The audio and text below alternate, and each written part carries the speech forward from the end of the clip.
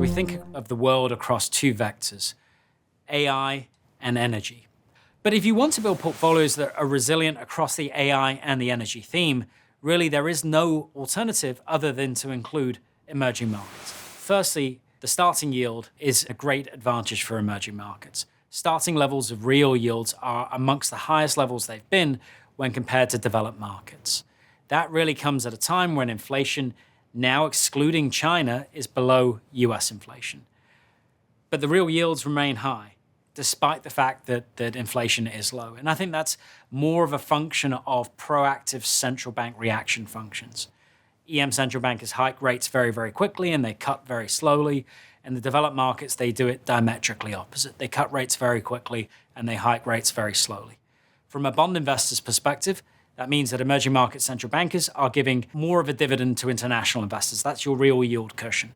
And when that dividend is there, that's the best predictor of future returns. 2/3 of global economic output derives from emerging markets, yet portfolio allocations are somewhere around the 3 to 5% levels. Contrast that with the US, where portfolios are anywhere between 70 to 75% allocated, and the US comprising only 25% of global economic output. So there's clearly a convergence trade that is occurring there. The question is about the time of the convergence and what catalyzes that convergence. We think we're in one of those catalytic events right now, where increased geopolitical fragmentation is forcing people to think about idiosyncratic premiums once again. And whether it's diversification for a portfolio manager, which means more idiosyncratic premiums, diversification for a country, which means changing and adopting the sources of energy independence and military independence, or diversification from a corporate perspective where you have to diversify your supply chains given that we're having the fourth supply shock in 5 years. Diversification is really the buzzword at every single angle. And when we think about diversification within portfolios, we want to diversify from the US given the high starting positions, but not to give up yield.